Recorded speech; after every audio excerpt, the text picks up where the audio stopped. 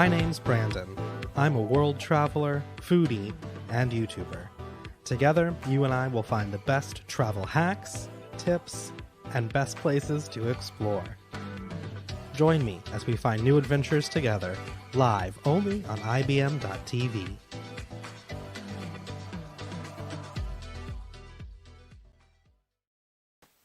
Hello, everyone, and welcome to Best of Travel. My name is Branden, and we're live every Tuesday at 11 a.m. Eastern Time here on IBMTV, sharing all of the best travel hacks, tips, and tricks with you to make sure that you have the best trip, the best vacation every time. This week we have a special guest, a great guest to talk to. I can't wait. I'm excited to chat with her live here on the show. As always, the best part is it is live, so you can head on over to the IBMTV Facebook page or YouTube channel, or you can leave a comment in the stream. It'll pop up here on the air, and we can help answer all of your travel questions during the show. Today we have a very special guest. Kelli Cooper is a coach specializing in energetic transformation and conscious creation. She and her husband Ryan have been location independent since 2011, running their businesses from all sorts of exotic and exciting locations, from Fiji to Thailand to New Zealand to Oman. This lifestyle affords her freedom and flexibility, two things she values most of all. Welcome to the show, Kelli. It's great to have you here. How are you? Hi, Branden. I'm so excited to talk to you. I am wonderful. Good. Well, thank you so much for taking the time to chat today. Thank you for having me. I appreciate it. Of course. I was so curious about your story when I kind of looked through your blog, and I thought, oh, what an interesting life you've had. I mean, what a really cool life you've had. Yeah, I have to say, and one thing I'll say to people is, if someone had told me years ago I'd be doing this, and this is like a cliche thing people say, it's like, yeah, I know, I couldn't imagine it. But like, it's really true, when I was thinking about, I was working a typical job, I had money problems, I had all these, typical issues. And if someone had told me I'd be doing all of this, I'd be coaching. Like, yeah, you're going to house sit all over the world and like live in Oman and Fiji for free and spend 6 months in Bali in a villa. And I'd be like, that sounds nice, but like, I don't see how any of that's actually going to happen. The first thing I would say is, pinch me moment, huh? Exactly. I'd be like, just because when you're in a certain frame of mind, like you just can't see certain possibilities. And that's just what it would have been like. So it's like anyone that wants to do this, like it's totally possible. Well, that's kind of what I want to get at today. I want to talk a little bit about the possibilities for people who are maybe interested. I know, we've talked about a few weeks ago on the show some of the countries that are now offering long stays and waiving some visa requirements for folks who want to be, digital nomads and work in certain countries. That they'll say it's okay to come stay for a year now because that way they can lock down and still get their tourism dollars. So I want to ask first. So you use the phrase location independent. Do you prefer that over digital nomad? How did you kind of? I've always just used that because that's the term I heard first. Digital nomad's always been like a weird term to me. I'm like, it's like, it kind of doesn't make sense in a way, but like, I don't care either way if someone refers it to me. I don't use it as often myself though. But yeah, essentially they mean the same thing. It's basically like you work anywhere, I guess. Basically. Right. Or as I always kind of joke, it's being voluntarily homeless. I think exactly. And that's like literally true for us now. Like, yeah, we don't own a home. Like we had a home base in New Jersey. Unfortunately, my mother passed away 6 months ago and we had to sell our house. And there was always somewhere that was like home, it was a house I grew up in, but we had to sell it and keep it. We weren't going to live there or whatever. So I was like, wow, we're like truly nomadic now. Like there's no there's no safety net anymore. Just go home.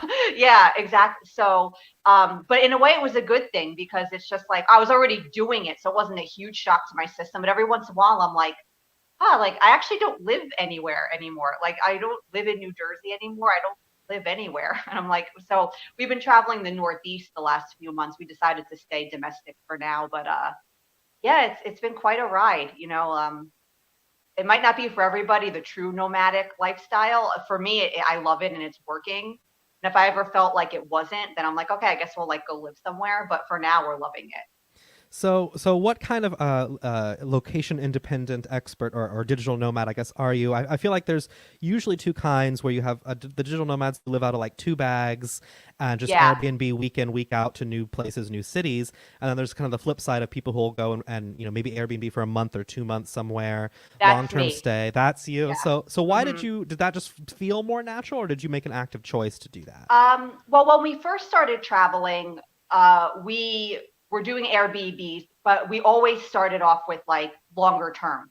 So I like the idea of I'm kind of a lazy traveler.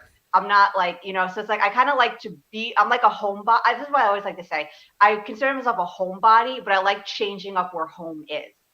So we always, from the beginning, we always rented places for at least a month, maybe two, like minimum.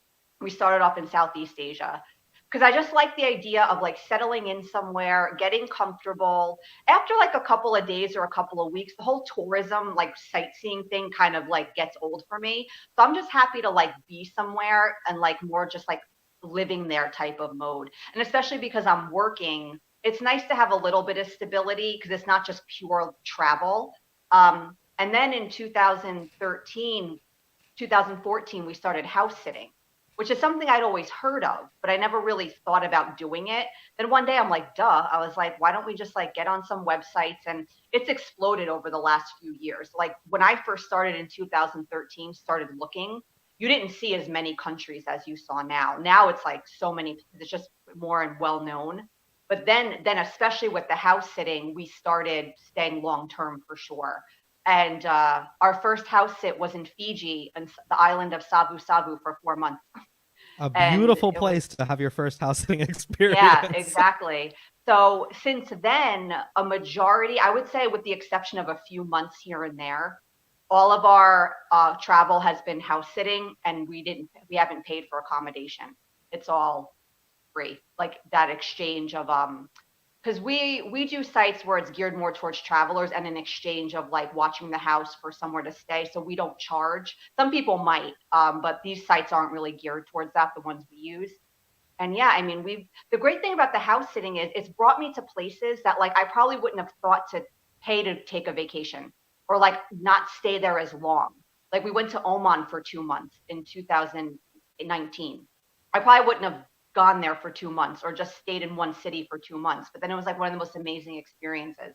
So that's really what I like about it is it brings you to places that like you might not think to go or like to go for that long. But then when you go there, it's just like amazing experience. Like, oh my God, I'm so glad I came here. I might not have come here otherwise.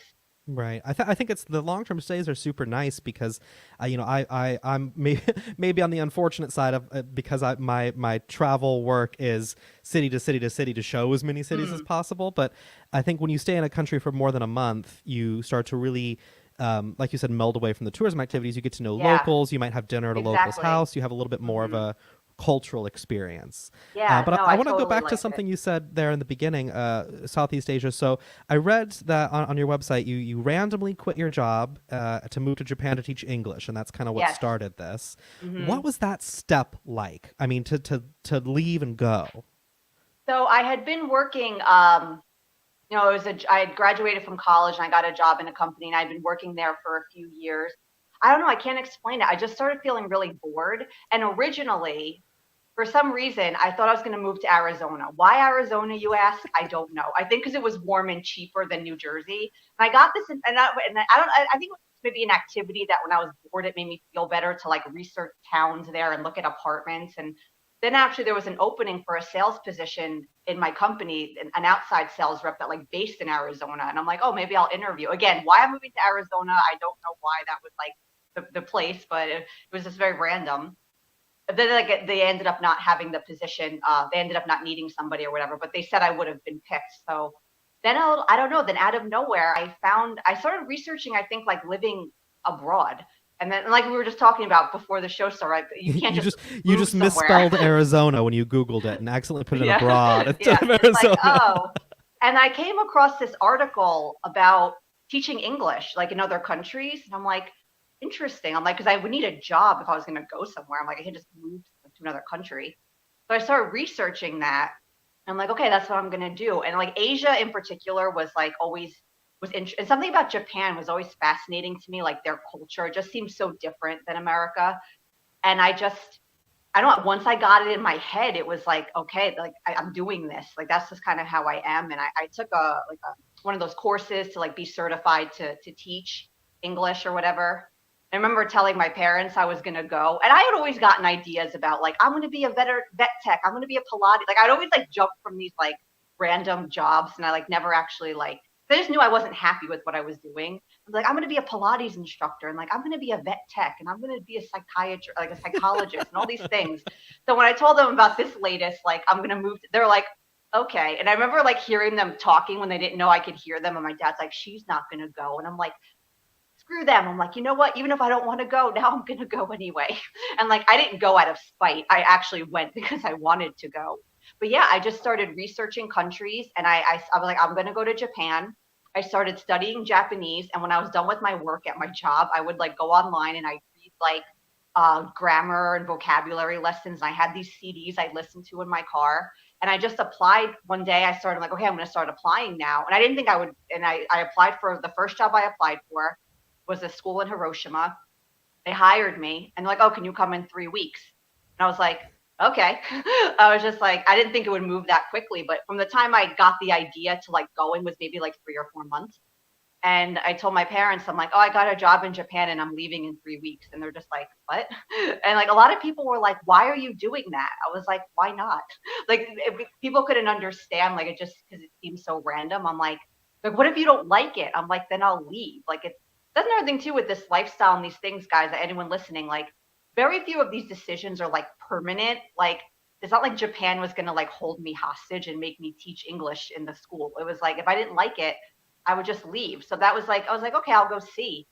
And something awoke in me, that experience. And I was like, oh my God, I need to travel more. I love this. And I wouldn't want to teach English. That wasn't really my personality. But and I came back about a year later, and I didn't start like that wasn't like the beginning of any of this. I still got a regular job because I came back having no idea. I'm like, what am I going to do? I was like, I guess I'll get a job. I need money. And then I quit that job 4 months later to backpack around Europe. And then again, I came back. I'm like, what am I going to do? Like so it was a while before it became like an actual like plan. But Right. those experiences were what got the wheels turning on it. That was the travel bug bite, maybe, at the Japan Exactly. experience. So was that your first time taking a huge leap outside of your comfort zone? Moving to Japan, or were you well traveled before that? No, not really. I moved there. I was 26 or 25 when I went there. No, before that, I hadn't really traveled. Like my family, we didn't really take vacations. I wasn't one of those kids that was like, I went to Europe when I was 15 or anything like that. But there was always that desire. So, but yeah, that was my first, like, I'd traveled a little bit before I'd gone to Canada, Mexico, those typical kinds of trips. But I'd visited a friend in Amsterdam when she was studying abroad for like a week. But other than that, like, no, this wasn't like a typical like thing like for me. So yeah, like I said, when I told people, they were just so like shocked. They're like, what? Like, that's just so random. And I'm like, yeah, but that's me, I guess. And yeah, just something about it. And, it was uncomfortable and it was scary, but like underneath that, there's that feeling of like, yeah, this is what I want to do. So if you're someone that's like thinking about taking that trip, just do it, pull the trigger. And like I said, if things don't go well, you just come back. And you have a great story when you come back. You come back with a Yeah, really exactly. interesting story to tell.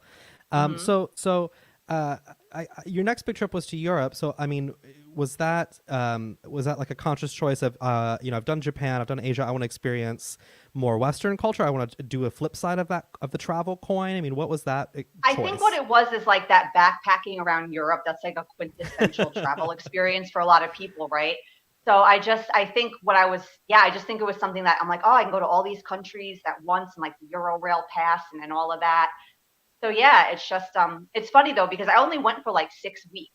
So like I quit my job to take like a longish vacation.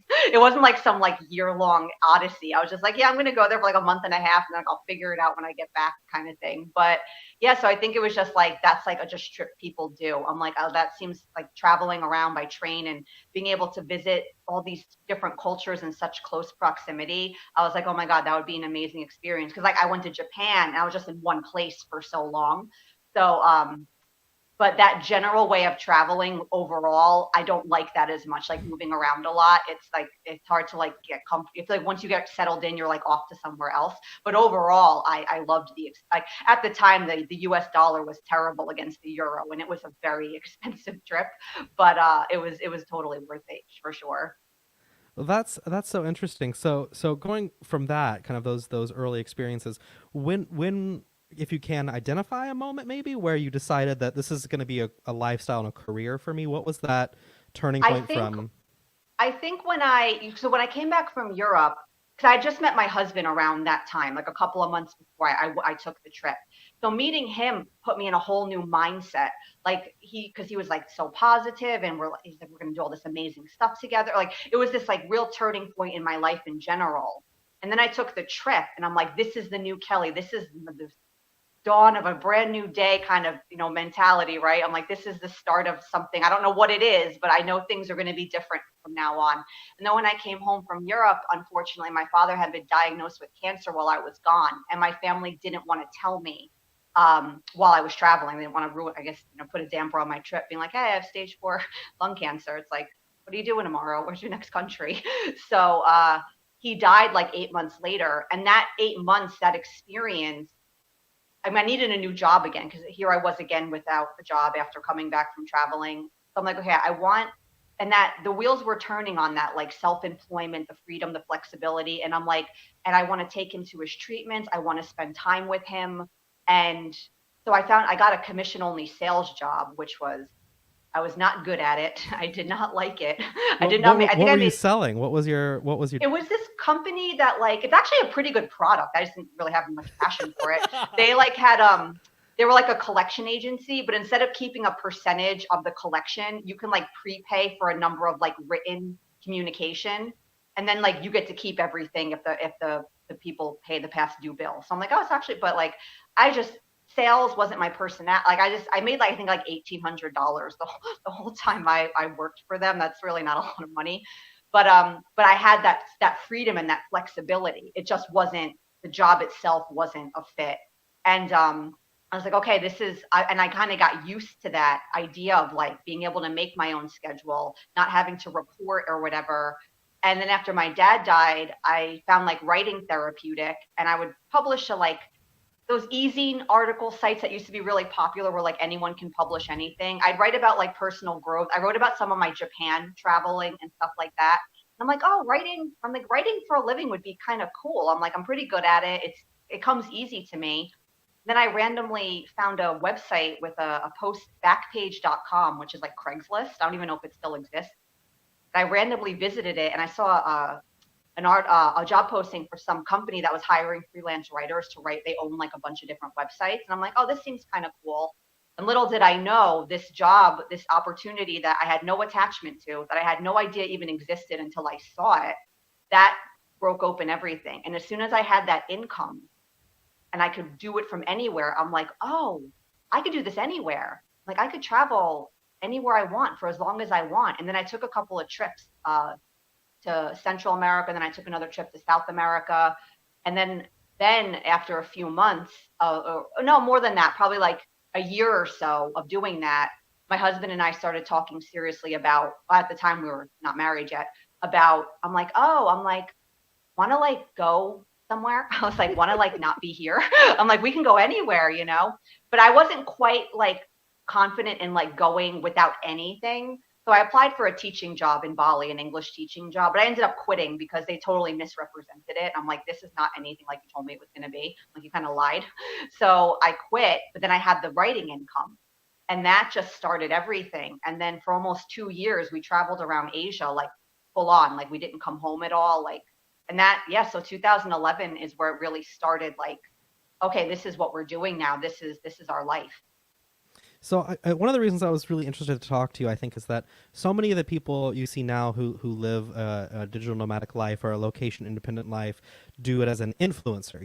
They're filming their Yeah. sites and doing that kind of Instagram's the social media influencer. Mm. And I think it's nice to hear a story like yours because there are options outside of that Oh, for people. absolutely. Yeah. As much as I love traveling, if I like made that my income and having to like take pictures and write about like I would hate it. Like as much as I love traveling, I have zero interest in it's like some people like yourself, right? You have this passion to share the knowledge. I don't feel that way as much about it as part of my professional life. It's more like this is what I do. And yeah, like for me, I never really felt that desire to turn that into anything like with my job or like money. Like yeah, that doesn't interest me as much like taking the photos and doing the travel blog. My husband, he kind of does travel blogging but not really, because his business is more like about blogging and an online business and how to succeed with all of that, so it's more general to that, but he does talk about the travel a lot, so he kind of does that, and he is plugged in and connected with a lot of travel bloggers. And yeah, so yeah, that's I'm so glad you brought that up, Branden, because if you're someone like me where you think, well, that has to be the money too, and you have to make that the business, the travel, you really don't. There's so like I do life coaching. There are so many, or you could be somebody like you were talking about with those nomad visas, a lot of these, because I've seen them, a lot of those countries. A lot of people like if your company goes remote now, you don't even have to necessarily even be self-employed. You might have a job, but you can do it anywhere, so you can go. So yeah, like the travel itself definitely doesn't have to be the business and doesn't have to be the way the money comes for sure. Right. And I think one upside of the pandemic we might see in the next decade, if there are many upsides, which I don't know that there will be, but is the move to remote work. I think we'll see a lot of Yeah, people realizing, oh, I can still do this.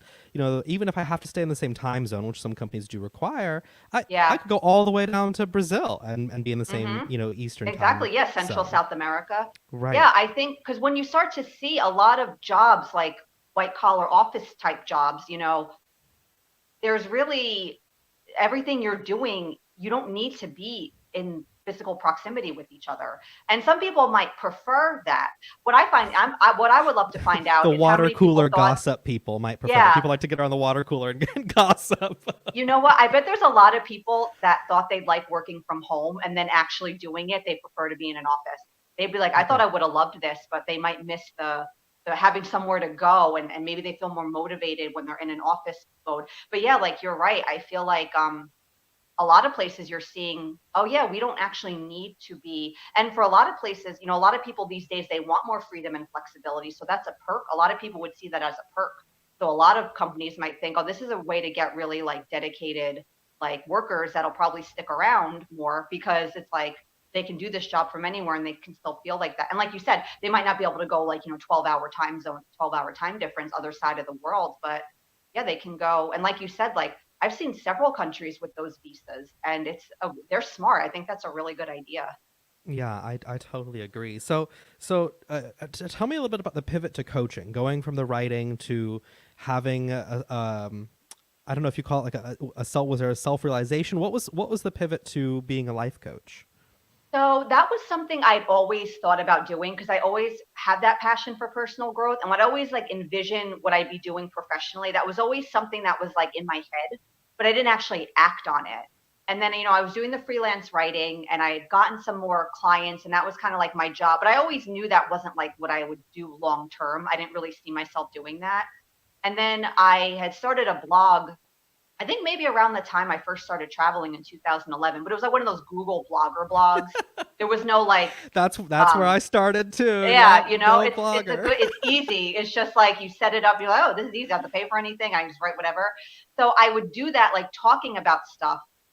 And there was no idea, there was no thought of monetizing it in any way, or like this is like a professional pursuit in any way. It was just like for fun, kind of.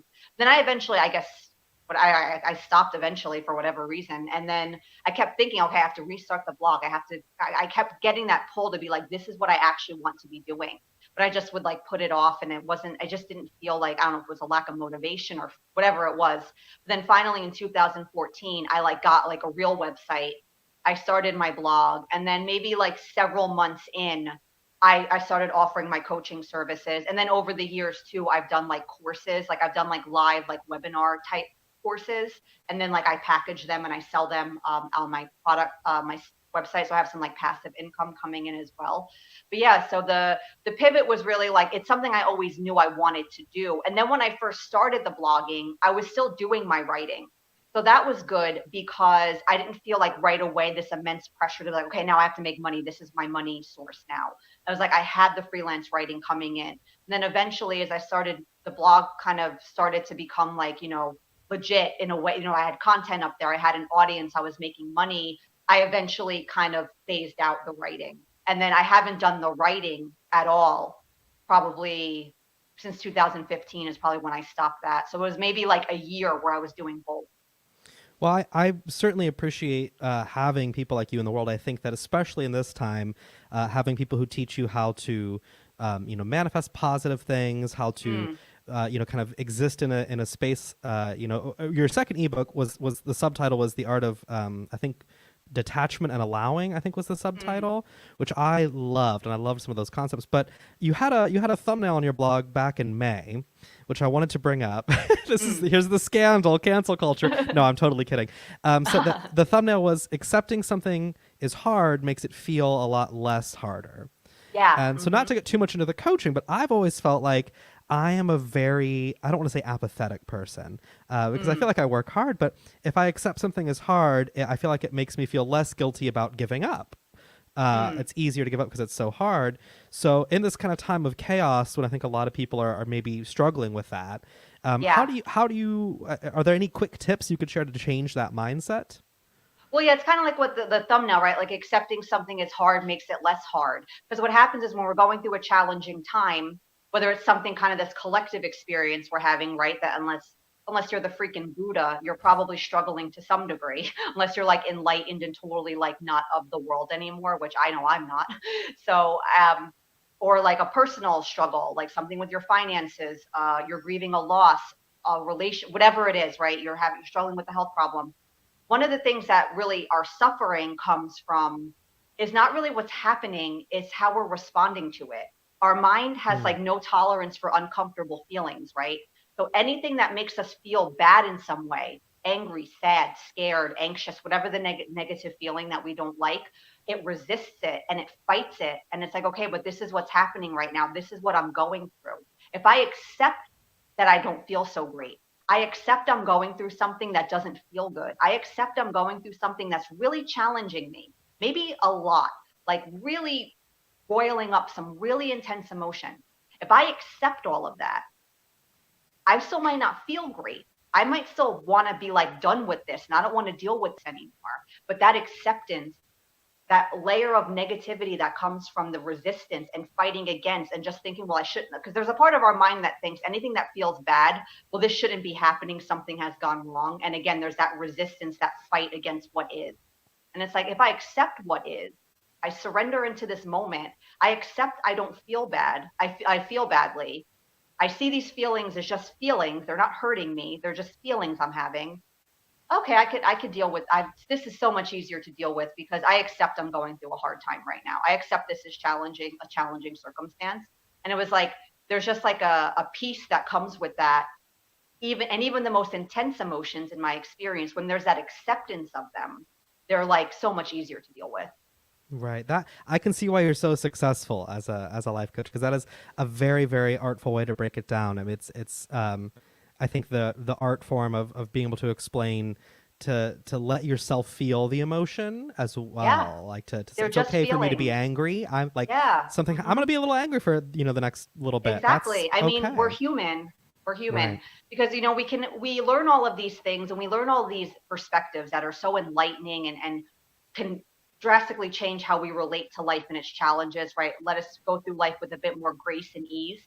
But we might not emotionally feel that way yet. We intellectually understand these perspectives and then that they're helpful. But the actual feelings, if they're there, they're there.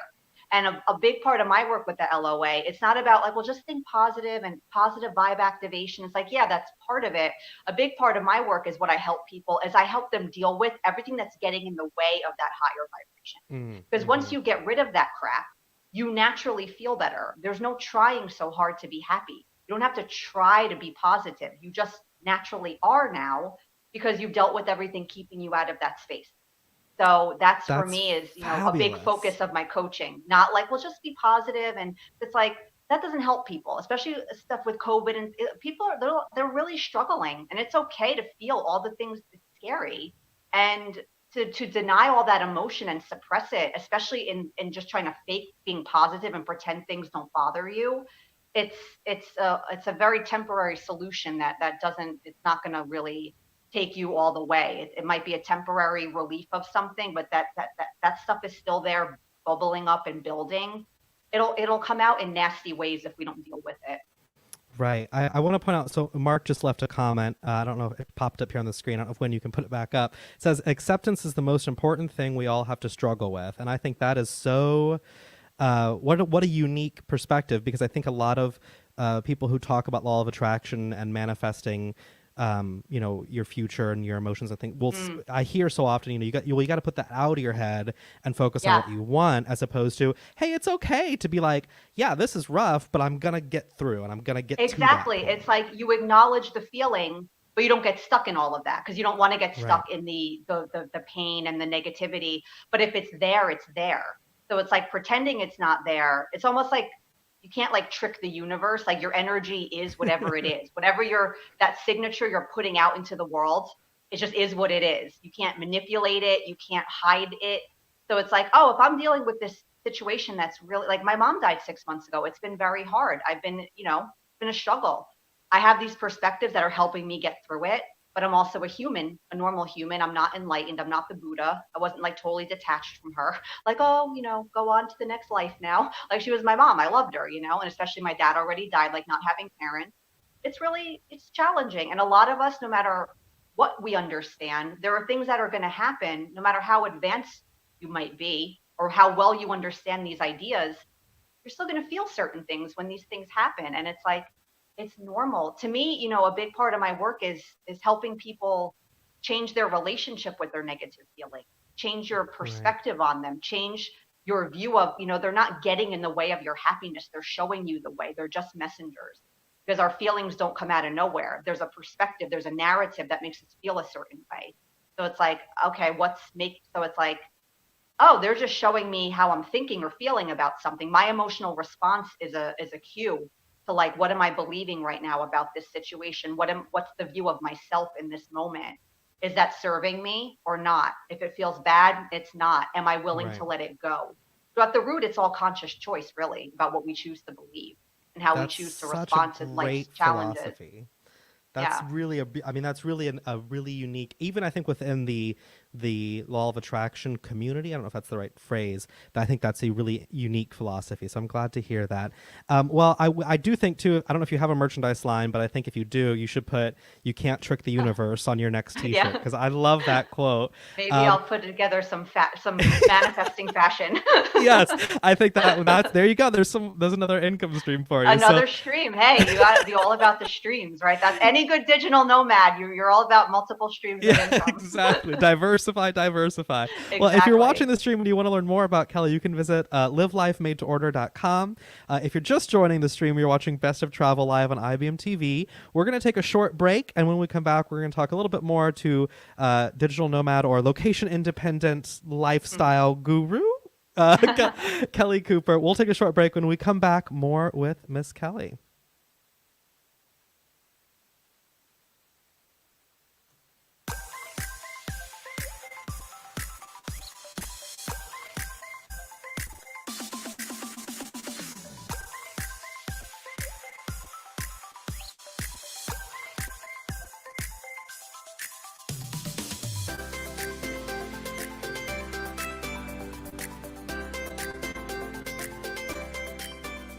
Travel.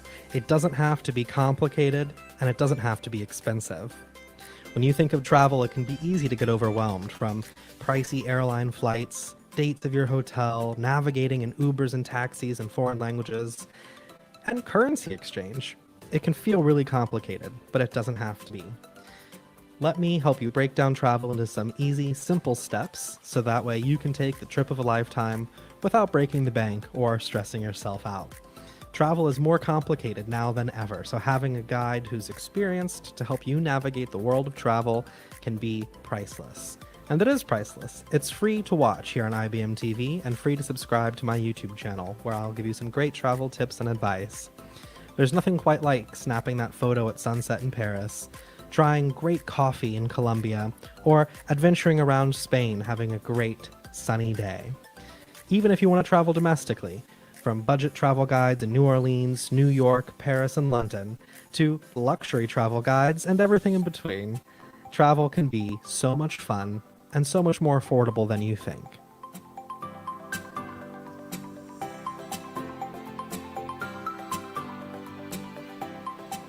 I hope you're having a great time watching me here live on IBMTV. I have a ton of fun making Travel Tuesdays Travel with Branden, and I hope you're having a lot of fun watching. If you're enjoying what you're seeing, swing by my YouTube channel. You can find my YouTube channel full of great travel tips, some travel hacks, some food recommendations, city guides, budget travel tips, and so much more. Subscribing on YouTube is free to do, and it helps support me and continue making great travel content for you to see. You can also visit me online at thebrandenscott.com, where you can get even more travel advice, some great links, and some in-depth breakdowns of trips I've taken and trips you can plan. It's a great way to find a little bit of inspiration for your next adventure and some travel tips. I've got cities both domestic and international that you can check out. Find the best places to eat, the best things to see, the best things to do, and how to do it all affordably. Whether you want to stay at Airbnbs or 5-star luxury hotels, there are great ways you can do all of those things on a budget. Swing by my YouTube channel, give that big red subscribe button some love, and don't forget to visit thebrandenscott.com for even more travel tips. From great photos in Paris, to awesome food in Spain, to wild adventures in Colombia. If you want to adventure and you want to see more, this is the place to do it. Now back to, I guess, live me on IBM TV. Enjoy Travel Tuesdays and Travel with Branden.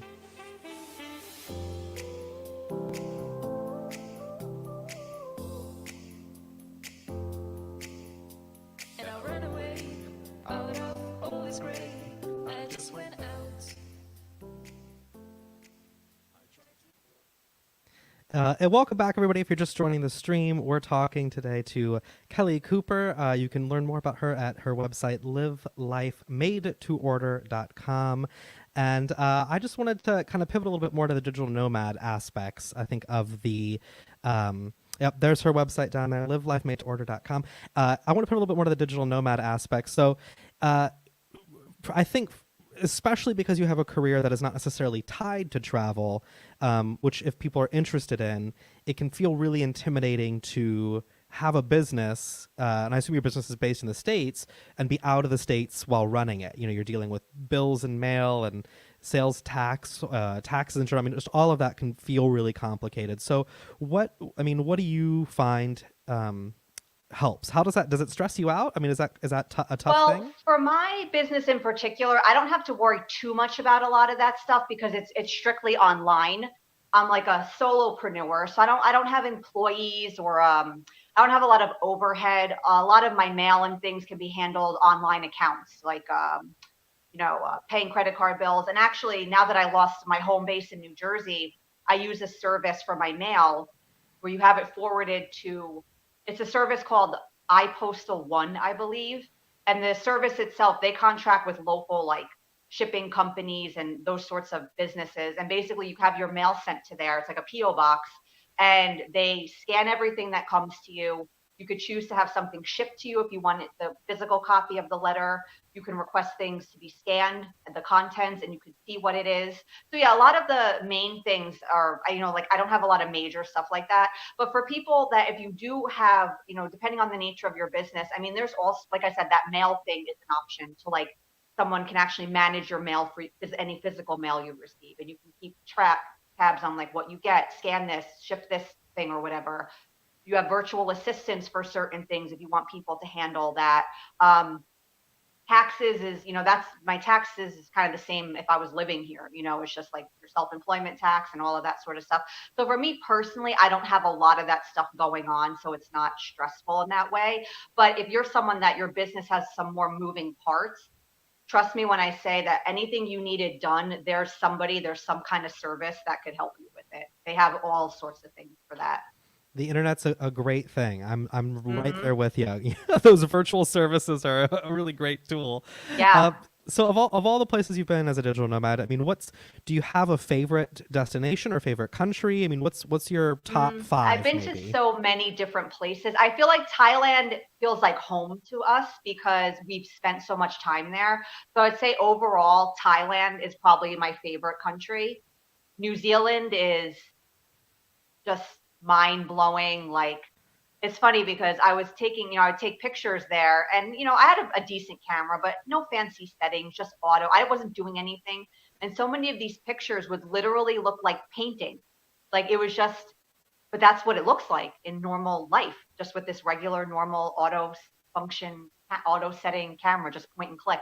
And so New Zealand is, if you're someone that likes nature and like blow your mind, like literally blow your mind scenery. Like there were so many times I would just have this childlike, I'd be like, wow. And it was like genuine because it was just so, because it's, very sparsely populated. So you have these huge chunks of just like pure wilderness. There's nothing, no businesses, no towns, no people, nothing. It's just like mountains and fields and plains and rivers and just so that there like has a very special place in my heart. And we actually were talking about going back there, but then all this stuff with COVID happened, and I'm like, they're never letting anybody in, I know. especially You probably Americans. should have gone back there before the shutdown started happening because Exactly. they're almost COVID free there. I mean, they're so low in cases Exactly. now. I'm like, I really wish I was there. I always wish I was there, but now I really wish I was there.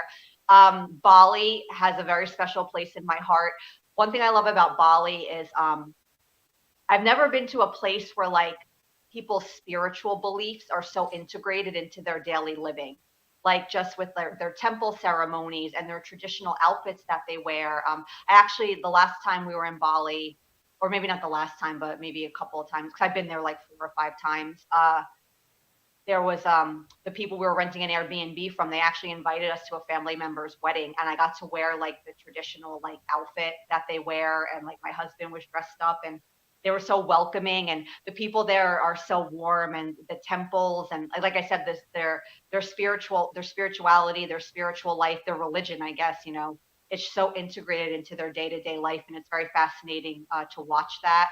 Oman is fascinating because people think of a Middle Eastern country just like desert and nothing, but it's very rugged and mountainous. And like we would just go for rides out in every direction. The scenery would change. There were wild camels everywhere. And you're just like, oh my God, like, look, it's a camel. And it's just like walking on the side of the road, but just like that's normal for there. It's like a deer. And it's just like that's what lives there. And the people there were so friendly, and the men are dressed in like the traditional clothing. And so there's another fascinating place. And I love Costa Rica. It's just beautiful, and it's fun to be somewhere I speak decent Spanish. So I always like to go to places where I can like speak the language. That always like adds like enriches the experience. But yeah, I mean, there's just been so many places. Vietnam, I've never been somewhere where people like specifically liked you because you're American. Like, we love Americans. And it's just like, you don't hear that all the time. No one's ever been rude to me for being American, of course. That's another thing too. A lot of Well, you Americans, if haven't you're like, spent enough time in France then, I think. yeah, maybe. Yeah, I'm going there for like, my whirlwind back, with it 3 days in the capital, moving on, right? Next train ride. But Yeah. because I know a lot of Americans, people ask me about that. I can honestly, and I don't know if it's just my personality, because I'm not like, I think I do a good job of like representing the country or whatever, but I've never had anybody be outright rude to me because I'm American. I mean, most places people separate the government and the people, and that's every kind of country or every type of thing. So like if you're an American that thinks people are going to be like rude or mean to you because you're American, that's very unlikely to happen. If they are that way towards you, it might be because it'll be how you're own personally acting. It won't be because you're actually American. Just, Right. just try to be anywhere you go, just try to be polite, respectful of the culture, accept the way things are there. It might be different than where you're from, and just accept that, be graceful and be polite. And I find no matter where you go, people are going to be nice to you if you're nice to them. So where's on your list? I mean, what do you have? Where haven't you been that you want to go? What's your top I'd really five like list? I'd really like to go to South Africa, Okay. Israel, where else? Um, More places in the Middle East I'd like to see. I'd like to see Jordan. I'd like to see Lebanon. that area. Actually, too, another place I'd really like to see is kind of like the Balkans and that part of Europe. Okay, yeah. Actually, I think, I don't know if this is Balkans or not. My American's bad with geography. I might be betraying that here. Because you're talking about that digital note, like that long term, I think it's Georgia that has it, that has like that you can go for a year I don't know. long and Probably, proof of yeah. income and stuff like that. So that area I'd like, in Montenegro, like that part of the world I'd like to see, because it just looks really pretty, like the cities and like the natural areas of it. So yeah, those are probably the main areas that I haven't been yet that I would like to see.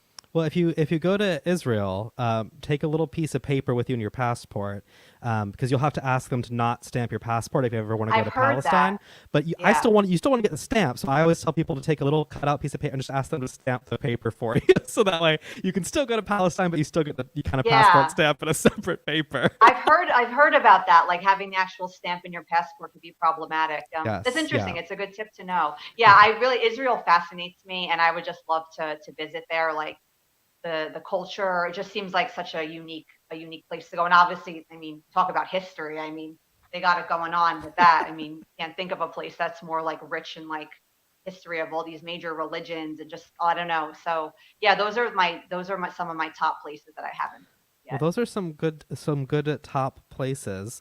Yeah. So I'm curious about. So we talked about this a little bit before the show, but so jumping from writing and coaching into hosting a podcast, doing some appearances like these, Mm. as you're traveling can be really really tough. To kind of manage all of that. How do you manage all of the traveling, maybe bad internet connections, I try delays? to, one thing that kind of guides our traveling, not always, because sometimes I just accept we might be somewhere where like, okay, this might be an issue.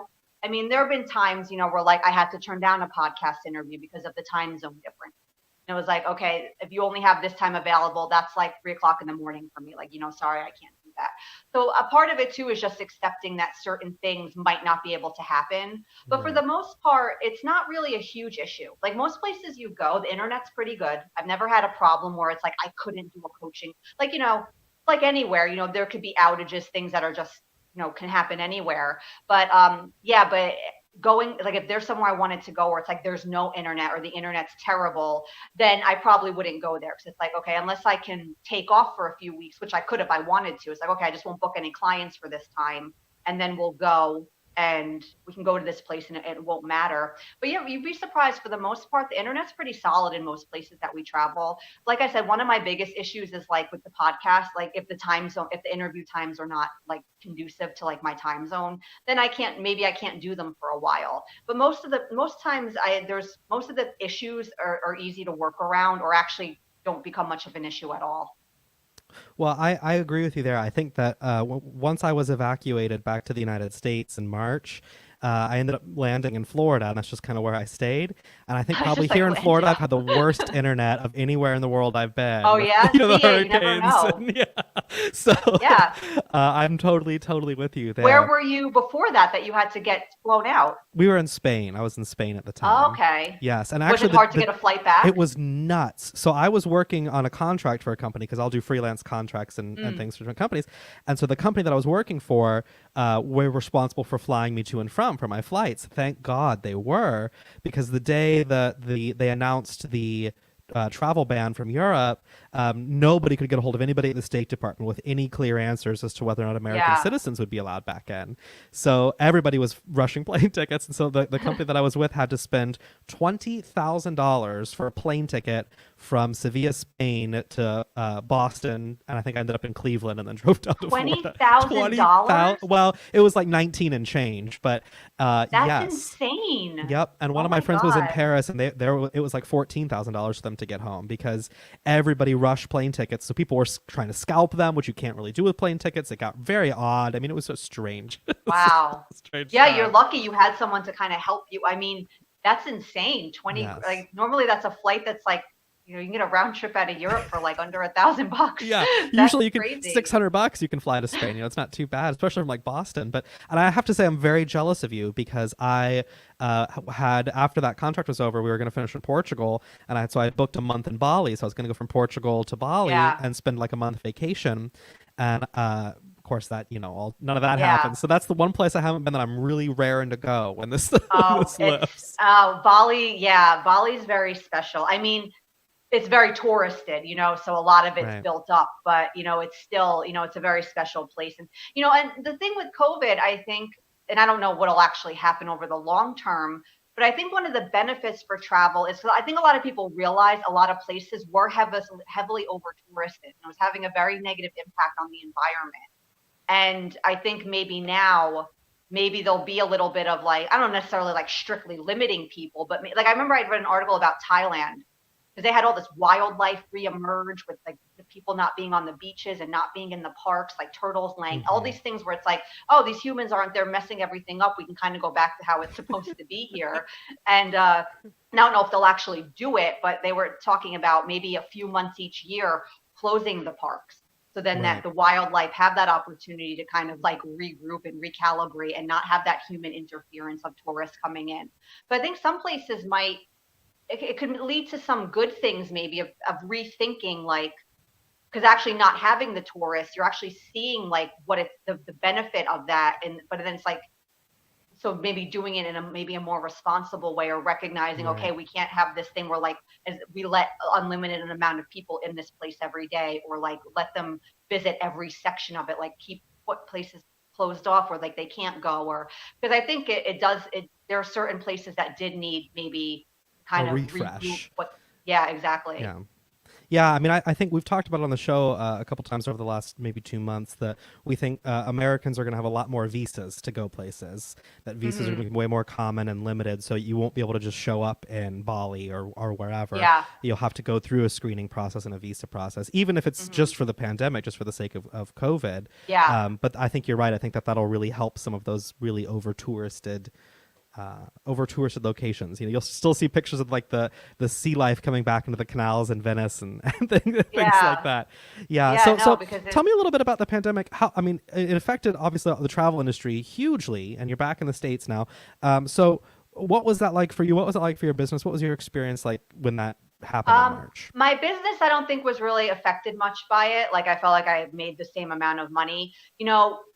When my mom got diagnosed with cancer in May of 2019, we were traveling and we came home.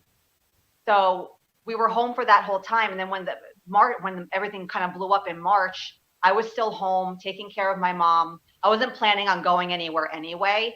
So all of the border closure, like I was kind of like it, on an emotional level, I didn't really like, oh my, because I was like, oh, I'm not going anywhere anyway. But then when she died this past May, I was like, okay, now once we sell her house and stuff, I'm like, we're kind of free to like do whatever, we're not kind of held here anymore. Cause obviously I was there because I wanted to be. Right. But then with everything going on being so, because you could have left the country. There were places that had been opening up by then. And we sold our house the end of July. I'm like, you know what? Everything's so unpredictable right now. I feel like everything's just so restricted and the masks. And I'm like, I don't really, honestly, I'm like, I don't even feel like going anywhere. I feel like I'm not even going to enjoy it as much. So I'm like, how about we just stay local? We've been like house sitting around the Northeast mainly, and Airbnb too. When we need to like, we have like overlap, when we have like dates in between house sits, we need to rent somewhere. So since July, I've been in like the Adirondacks in New York, Hmm. Vermont, Connecticut, Massachusetts, like that area. And we're going back to Jersey in January. We're in Connecticut till the end of December. So it's funny because I've been in the country about a year and a half. I haven't been here this long since before we started traveling like 9 years ago. So it's been interesting to be here for so long. But when I first came back, I had a reason to be here, and Right. that was just, I had to deal with the stuff with my mom, and I wanted to be there and do that. I wouldn't wanted to have been traveling and had her here by herself. But so recently I've been feeling a little sadness about it because at first it didn't really impact me because I'm like, well, I'm not going anywhere anyway. But I'm like, I have all my travel things on Facebook. So I get the memories of all my photo albums. And I'm like, remember those days when you can just like go wherever you wanted and like everything was normal? I was like, that's like, I was been kind of, so sometimes I'll feel a little depressed about like, but then it's kind of talking about, kind of ties into what we're talking about before, just accepting a situation as it is in the moment and just accepting it and making the best of it. And also too, I recognize I could have went abroad, but I chose not to because I thought it Mm. just wouldn't be the same type of experience. So I could be out of the country if I really wanted to be. Uh, So my husband and I were talking, maybe, we're booked with domestic house sits through the end of January. Maybe we're thinking about maybe Costa Rica or somewhere if the borders are still open, because who knows what'll happen and like things change so quickly. So we might go abroad again. But yeah, it's been, it's a weird experience if you're a traveler. If you're, because especially with us, we can go anywhere we want, anytime, like Right. just, hey, this house Very sit came up, and free. like, Very free. exactly, like one day I don't know where I'm going, the next day I'm going to Cyprus for a month. It's like, that's, and so it's just like, oh, that's like weird that I can't do that. I'm so used to doing it. But I know it'll come back and it'll change, but it's just, but yeah, it's tough, especially if you're a traveler, like you're used to that freedom and going abroad and going wherever you want and like all the restrictions. And yeah, Right. it's been, so recently it was bothering me a bit more. Yeah. Well, I mean, you've done a very nice job, I think, of having the skill set built up before. I'm very sorry to hear about your mom, but I think having that skill set you've had before to really be able Mm. to navigate that is hopefully a really good benefit. Hopefully that brings you a little bit of comfort as well. I Yeah, do think no, it's it's interesting to talk definitely, about your relationships though, because I we're doing a whole episode coming up about dating while traveling. Because I'm still mm, 26, so I'm not married yet. We're still cruising yeah. the Tinder and things. But do you think it makes your relationship with your husband stronger to be traveling together? Do you think? I mean, I how's think so because I mean, traveling, one of the big benefits of traveling, especially if you'll know because you travel, it really helps you develop like skills and it helps you grow in a way that's beneficial in like all areas of your life. mm, Like resilience, dealing with unexpected twists and turns and dealing with people that are different from you, and like, especially traveling in communication? yeah, Yeah. communication, and traveling in a relationship, between we work at home, we're traveling, we spend a lot of time together. And luckily, he's someone that's pretty easy to be around. He's not very like, he's very unobtrusive, if you will. Like he's kind of quiet, he does his own thing, he's pretty relaxed. And I feel very fortunate because I'm a little more like about things, so it's like if it was both of us like that, I always joke, I'm like, it would be some kind of like murder suicide scenario. But like he's like calm, so it's like okay. But yeah, definitely, because there's our frustrations, because sometimes, and I would joke around with him because he doesn't take it personally. Like every once in a while, sometimes I just like look at him and I'd be like, ugh, like every day I'm just you there, and it's just like I have no, just like you just are, you're just existing, and it's annoying me, and it was just like, because, and we have a pretty solid relationship, and I still feel that way, so it's like it's normal and it's common. But yeah, it definitely helped because like you spend a lot of time together and you're in a lot of situations that trigger impatience and anger, and it's like how you're going to relate to each other when you're feeling that way. You can't always take it out on your partner when you're feeling frustrated about something with travel. Like, yeah, communicating what if you don't want to, like with us it's lucky because I kind of handle all of the travel. I'm kind of like, okay, I applied for this house sit, I booked this Airbnb. Like it's kind of like I'm controlling it, not in like a I want to control it way, but he's just like, okay, like I trust you to do all of that. So that's easy for us. But then if you're a couple that it's not so much like the one person and you have to compromise or talk about, you have to listen to each other and what each other wants and what each other needs. And if you need your space, make sure you have it if you spend a lot of time together. Especially if you're staying in like hotels all the time and you're in this tiny. That's another reason too I like the longer term travel with the house sitting and things. It's like I wouldn't rent a 5-bedroom house for the two of us, but if I can stay in one, especially for free, I was like, yeah, I'd much Right. rather have some bigger space and more privacy and things of Right. that nature. So yeah, no, it's definitely like can test relationships, and it gives you a great opportunity to work on a lot of challenges that relationships bring. The traveling can really bring that stuff to the surface. My favorite. I've never heard somebody describe their partner as unobtrusive. I love that. That was the word you chose. So I'm glad to hear that it's working out. Well, I Yeah, no, certainly it's good. appreciate you taking the time to chat with us today. For people who want to find you, they can go to livelifemade-to-order.com to Yeah. find some of your courses. What's next for you? What's your next big project? Anything else you want to plug before we go? Um, Nothing in particular. I've just been, I do private coaching. That's like my main offering of my business. So, I really enjoy that one-on-one working with people, helping them work through stuff, hold that space for them to explore their energy, explore their emotions, and just really, I like helping people focus on that inner change, and all the stuff you want comes anyway. I promise you. You don't have to keep trying to attract it or trying to be positive. Just deal with your crap. Straight shot in between. You feel better automatically. You get what you want right away, which is to feel better. And yeah, so no particular project. That's just something, that's my main focus is my Well, coaching. And I'm I'm always glad, and I on hope that. people. I think anyone who's watched the show or listened to the stream, if they like your philosophy, I hope they visit your website, Yeah, I have livelifemade-to-order.com. hundreds of pieces of content. I have over 200 podcasts. I have hundreds of blog posts. I just joined Instagram last month. I got some stuff going on there. I have Facebook. Yeah, no, if you like free content, I'm your gal. I have lots of it. Who doesn't love free stuff? Well, thank You you can so learn a much bunch for. of stuff without paying me a penny. Well, thank you for sharing some of your knowledge today, and for sharing some of your philosophy and some of your tips. Thank It you, was really a Branden. pleasure, I had so talking to much you. fun. This is one of the most fun podcasts I've done. Like, I Oh just well, love your thank you, energy, thank and you. it was We'll have to fun. do it Yeah, again sometime. Maybe next time you write absolutely. an ebook. Anytime. You swing Yeah, on by. anytime you want to talk, please let me know. Sounds great. Sounds great. Well, thank you so much. And thank you to everyone who's watching for watching Best of Travel today on IBM TV.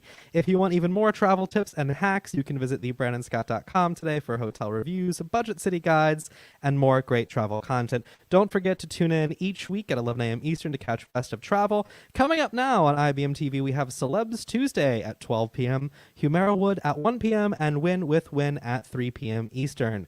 My name is Branden, and I will see you next week for more travel tips, hacks, and advice.